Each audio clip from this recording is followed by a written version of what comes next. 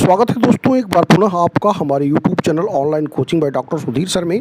दोस्तों एक बार पुनः उपस्थित हूँ आपके बीच में और इस बार की जो उपस्थिति है वह आने वाले विज्ञापन के संदर्भ में है। इससे पूर्व भी मैंने अपने वीडियो के माध्यम से आपको बताया था और जैसा कि आप जान रहे हैं, अवगत हैं कि जो नया विज्ञापन 51 या 52 कोई भी हो सकता है जो जुलाई माह के बाद आने वाला है।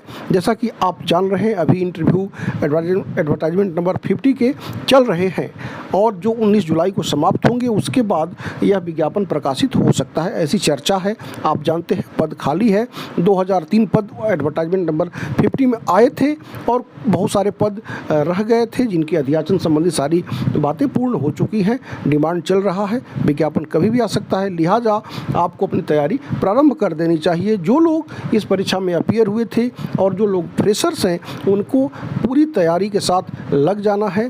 किंचित किन्हीं कारणों बस जो 2-4 नंबर से रुक गए थे साक्षात्कार में अहर्य होने से, उनको भी नए सिरे से अपने को इसमें झोंक देना चाहिए। आइए शुरुआत करते हैं और यह जो प्रश्न पत्र लेकर मैं उपस्थित हूँ आपके बीच में,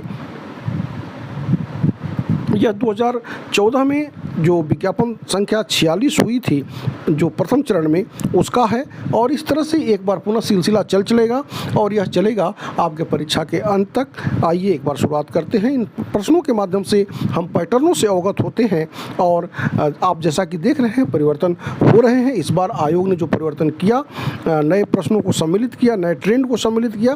परिवर्तन प्रकृति का नियम है, लेकिन उसमें हम पुराने और नए दोनों को समायोजित करते हुए आगे बढ़ेंगे। शुरुआत करते हैं पहले प्रश्न से। यहाँ पर आप देखें, which is not an invention of 20th century, और यह कह रहा है कि इसमें रेफ्रिजरेटर, हेलीकॉप्टर, एयरक्राफ्ट और टेलीविज़न निम्नलिखित में से कौन 20वीं शताब्दी की खोज नहीं है। दोस्तों यह थोड़ा सा कंट्राडिक्टरी रहा था यह प्रश्न, क्योंकि इन्वेंशन जब होते हैं और उनकी मान्यता मिलती है या फिर उसमें से परिमार्जित जो उसका रूप आता है तो उसको लेकर थोड़ा कन्फ्यूजन रहा है। लेकिन इसमें जो हेलीकॉप्टर है, एयरक्राफ्ट और टेलीविज़न है वह 20वीं शताब्दी का है, जबकि रेफ्रिजरेटर जिसका आविष्कार 1834 में जैकब पार्किंस ने किया था, तो इसको मान सकते हैं आप। यद्यपि यह थोड़ा सा कंट्राडिक्टरी रहा है, फिर भी आप ए के साथ जा सकते हैं। आइए देखते हैं दूसरे प्रश्न को। दूसरा प्रश्न जो है आज के डेट में इसकी कोई भी महत्वपूर्णता नहीं है, क्योंकि 2014 के पुलित्जर पुरस्कार की बात की जा रही है। यद्यपि इसका जो सही आंसर था उस समय विजय शेषाद्री था, लेकिन अगर यह प्रश्न आज की डेट में पूछता है तो एक प्रश्न बन सकता है कि पुलित्जर पुरस्कार पत्रकारिता का में अमेरिका का सर्वोच्च पुरस्कार है और यह जो इस बार मेघा राजगोपालन, भारतीय मूल की मेघा राजगोपालन को यह पुरस्कार मिला है अंतर्राष्ट्रीय रिपोर्टिंग के लिए। लेकिन एक बात और भी आप समझ लें कि जो श्वेत पुलिस अधिकारी द्वारा नृशंस हत्या की गई थी जॉर्ज फ्लॉयड की अमेरिका में, उसका जो वीडियो जिन्होंने बनाया था डार्नेला फ्रेजियर, उनको यह पुलित्जर पुरस्कार इस बार मिला है। तो आप मेघा राजगोपालन और डार्नेला फ्रेजियर को अपने जेहन में अवश्य रखिएगा। देखते हैं तीसरे प्रश्न को, और तीसरा प्रश्न आप यहाँ पे देख रहे हैं, the term love all is use to the game of. यह स्पोर्ट्स से संबंधित यह प्रश्न था और स्पोर्ट्स आपके सिलेबस का हिस्सा है। नॉर्मल सा प्रश्न था यह। इसका जो सही जवाब था बैडमिंटन होता है।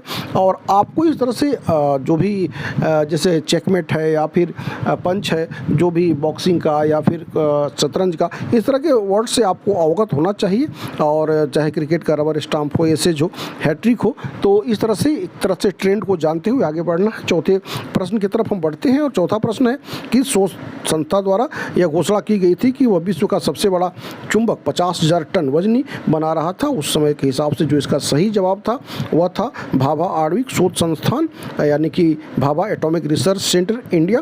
तो इसके साथ आप जा सकते हैं। बढ़ेंगे हम पाँचवें प्रश्न की तरफ। दोस्तों जैसा कि मैंने आपसे बताया कि इनसे हमें आप सिर्फ ट्रेंड से अवगत होना है। 28 फरवरी इज सेलिब्रेटेड एज। अब यहाँ पर आप चार ऑप्शन देख रहे हैं। जैसा कि आप जानते हैं मैं ऑप्शन नहीं पढ़ता आपके समय को बचाने के लिए, प्रारंभ से ही मेरी ये नीति रही है।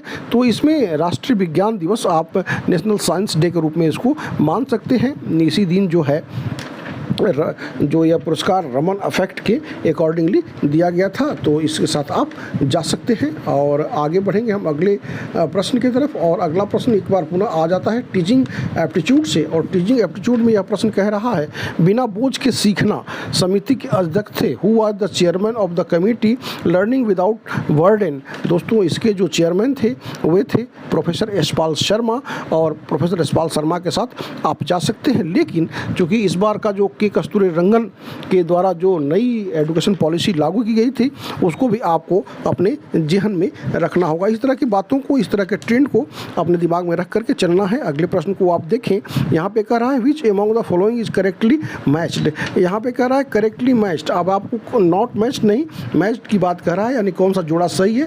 दोस्तों इसमें जो 4 ऑप्शन आप देख रहे हैं, इसमें इंदिरा गांधी राष्ट्रीय मुक्त विश्वविद्यालय जो है 1985 में एस्टेब्लिश हुआ था, और यह सही जवाब है।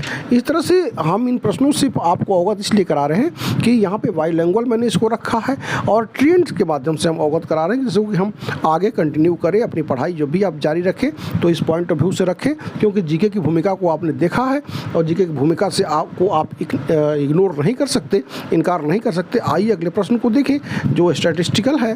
कह रहा है कि which one of the following is not a measure of central tendency, जिसमें दोस्तों मीन, मोड और मीडियन ये तो तीनों हैं, लेकिन जो ये स्टैंडर्ड डेविएशन है यह इसका पार्ट नहीं है, केंद्रीय प्रवृत्ति का माप नहीं है। तो आप स्टैंडर्ड डेविएशन के साथ जा सकते हैं। अगले प्रश्न को आप देखें, which one of the following is not the type of descriptive research, यानी कि यह कह रहा है कि वर्णनात्मक शोध का प्रकार कौन नहीं है। तो दोस्तों सहसंबंधात्मक शोध, तुलनात्मक शोध और सर्वेक्षणात्मक शोध यह तो इसके प्रकार हैं, जबकि एक्सपेरिमेंटल रिसर्च इसका पार्ट नहीं, यानी कि प्रायोगिक शोध के साथ आप जा सकते हैं। अगले प्रश्न को देखें, अगला 10वें प्रश्न को यहाँ पर आप देखें, कह रहा है कि इस वर्ष विश्वविद्यालय अनुदान आयोग को संवैधानिक दर्जा प्रदान किया गया। दोस्तों जैसा कि आप जानते हैं, दिसंबर 1953 को इसकी स्थापना हो गई थी विश्वविद्यालय अनुदान आयोग की, लेकिन जो इसको संवैधानिक दर्जा प्रदान किया गया वह किया गया 1956 में। और अगर यह पूछता है कि इसके चेयरमैन वर्तमान में कौन है, तो एम जगदीश कुमार, जो फॉर्मर वाइस चांसलर हैं जेएनयू के, वर्तमान में इसके चेयरमैन हैं एम जगदीश कुमार। आप अपने ध्यान में अवश्य रखिएगा। अगले प्रश्न को देखिए, India's first educational institution to have super computer is. तो उस समय जब यह प्रश्न आया था आईआईटी कानपुर, इसका सही जवाब था। आगे बढ़ते अगले प्रश्न की तरफ, और अगला प्रश्न देखें, कह रहा है नया सॉफ्टवेयर संदेश पाठक विकसित किया गया। संदेश पाठक जो विकसित किया गया था सॉफ्टवेयर, उस समय यह किया गया था निरक्षर किसानों के लिए, यानी किसानों के लिए। यह सही जवाब होगा सी। अगले प्रश्न को आप देखें, which of the following computer language is used for artificial intelligence. Artificial intelligence की बात की जा रही दोस्तों, प्रोलॉग। प्रोलॉग इसका सही जवाब होगा। प्रोलॉग जो कि प्रोग्रामिंग इन लॉजिक कहा जाता है, जो कि जिसका विकास 1973 में फ्रांस में हुआ था, और यह कृत्रिम बुद्धि से संबंधित है। तो आप जा सकते हैं ए के साथ, प्रोलॉग के साथ। अगले प्रश्न को देखिए, अब एब्रिविएशन है, कह रहा है क्लास क्या है। क्लास CLASS की बात करी गई है, और क्लास का जो यहाँ पर एब्रिविएशन आप देखेंगे, computer literacy and studies in schools, इसकी बात की गई है। विद्यालयों में कंप्यूटर साक्षरता एवं अध्ययन की बात की गई। आप बी के साथ जा सकते हैं।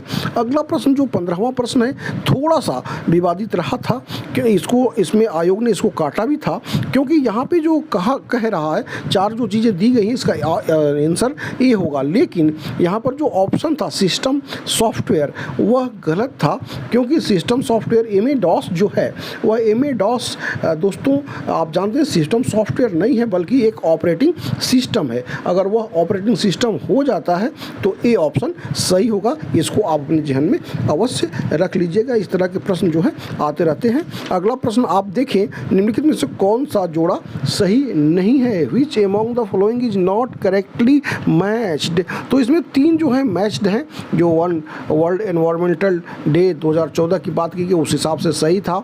जो यहाँ पर आप देख रहे हैं atomic bomb, second world war, ये भी सही था।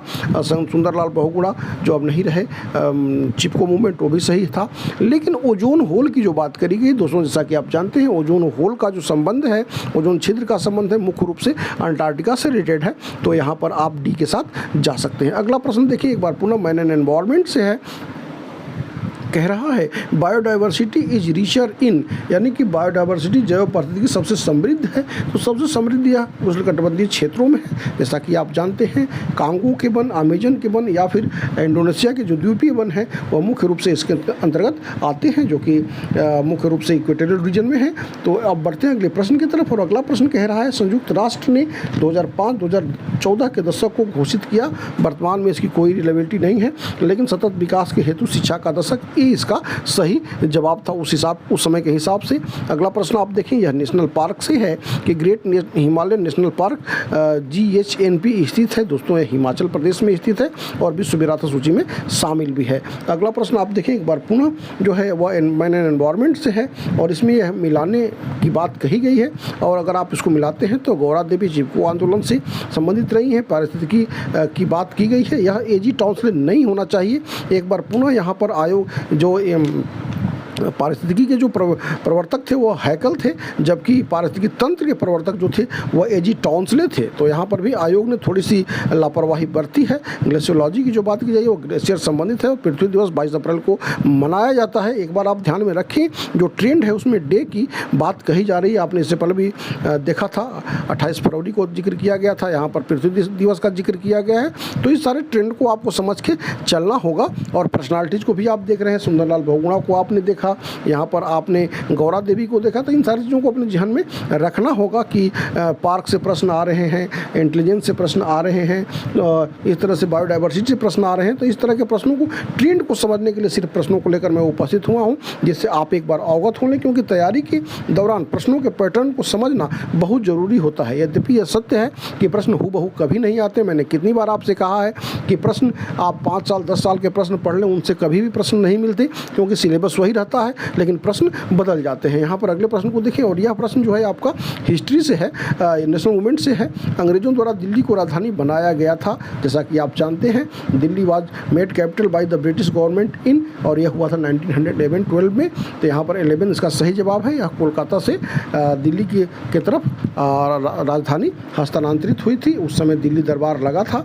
तो आप यहाँ पर समझ सकते हैं 1911 इसका सही जवाब हुआ। अगला प्रश्न एक बार पुनः हिस्ट्री से है और कह रहा है निम्नलिखित में से कौन सा काल भारतीय इतिहास में सल्तनत काल के नाम से जाना जाता है। दोस्तों सल्तनत काल के नाम से जो जाना जाता है वह है 1206 से लेकर के 1526 सल्तनत काल के नाम से जाना जाता है, क्योंकि इसके बाद 1526 में मुगल डायनेस्टी स्थापित हो गया था। तो ये इसके साथ आप जा सकते हैं। इसमें बीच में जो गुलाम वंश, खिलजी वंश, तुगलक वंश, सैयद वंश और लोधी वंश रहे थे। अगले प्रश्न को आइए अगले प्रश्न को देखते हैं, और यह कह रहा है कि निम्नलिखित शहरों में से कौन सा एक शहर कर्क रेखा के एकदम समीप है। दोस्तों 4 ऑप्शन इसमें आप देख रहे हैं, इसमें कोलकाता सही जवाब है। जैसा कि आप जानते हैं ट्रॉपिक ऑफ कैंसर से अक्सर प्रश्न आते रहे हैं कि कितने राज्यों से गुजरती है। तो 8 राज्यों से गुजरती है। जैसा कि आप जानते हैं गुजरात, राजस्थान, मध्य प्रदेश, छत्तीसगढ़, झारखंड, पश्चिम बंगाल, त्रिपुरा तथा मिजोरम, और यह 23.5 डिग्री नॉर्थ पर अवस्थित है। और एक बात और भी है इसके साथ कि भारत को 2 भागों में, नॉर्थ इंडिया और साउथ इंडिया में भी विभाजन का आधार इसी रेखा को माना जाता है। आगे बढ़ते अगले प्रश्न की तरफ, और अगला प्रश्न निम्नलिखित में से कौन एक बांध भागीरथी नदी पर बनाया गया है। एक बार और नया ट्रेंड आप देखें, डैम से क्वेश्चन पूछे जा रहे हैं। तो यहाँ पर जो सवाल जिसका सही होगा वह होगा टिहरी बांध, लेकिन डैम को आपको अपने दिमाग में रखना होगा। अगले प्रश्न को देखिए, एक बार पुनः इतिहास से है, नेशनल मूवमेंट को शामिल किया गया है। यहाँ पर मैच करने की बात की गई है। यहाँ पर जब आप मिलाएंगे तो दीन इलाही, जैसा कि आप जानते हैं अकबर ने इसको शुरू किया था। यह धर्म सर्वधर्म की बात कही थी उसमें, जिसको कि बीरबल ने माना भी था। दास वंश जिसकी स्थापना कुतुबुद्दीन ऐबक ने की थी 1206 में। साइमन कमीशन 1928 दिया हुआ है, जबकि इसका गठन 1927 में आया था 1928 में। और इसका विरोध बहुत ज़बरदस्त हुआ था। साइमन कमीशन गो बैक, जिसमें कि लाला लाजपत राय बहुत ही तरह से घायल हुए थे। उन्होंने भी एक स्लोगन दिया था कि मेरे शरीर पर पड़ी लाठी का एक एक प्रहार जो है अंग्रेज़ों के ताबूत में अंतिम कील साबित होगा। और औषधि की बात की गई, चरक इससे संबंधित है जो कि गुप्त काल के थे। तो यहाँ सी के साथ आप जा सकते हैं। दोस्तों अगले प्रश्न की तरफ बढ़ते हैं और बहुत जल्दी से इसको समाप्त करते हैं, वीडियो लंबा ना हो। आप देखें एक बार पुनः कह रहा है कि किस संविधान संशोधन के द्वारा संपूर्ण प्रभुता संपन्न लोकतंत्र तंत्रात्मक गणराज्य के स्थान पर संपूर्ण प्रभुता संबंध समाजवादी पंथ निरपेक्ष लोकतंत्रात्मक गणराज्य की बात पढ़ा जाने लगा। तो यह पढ़ा जाने लगा 42वें संशोधन के द्वारा। जैसा कि आप जानते हैं 42वें संशोधन को मिनी संविधान की संज्ञा भी दी जाती है। अगले प्रश्न को देखिए एक बार पुनः इंडियन कॉन्स्टिट्यूशन से ही है और यह कह रहा है कि भारतीय संविधान में है कितने अनुच्छेद और कितनी अनुसूचियां हैं वर्तमान में। तो इनकी संख्या बढ़ गई है, लेकिन मूल रूप से 395 अनुच्छेद और 12 अनुसूचियां हैं। यद्यपि उसमें और जो जोड़ी गई हैं अभी 452 अनुच्छेद से भी ज़्यादा हो गए हैं। तो आप इसको देख लीजिएगा। अगला रिवोल्यूशन की बात कह रहा है, बहुत सारे रिवोल्यूशन, जिसमें रेनबो रिवोल्यूशन की बात की गई है। रेनबो रिवोल्यूशन कृषि एवं कृषि संबंधित क्षेत्रों के समग्र विकास से है। इसके साथ साथ आप देखेंगे कि ग्रीन रेवोल्यूशन भी कृषि संबंधित ही है।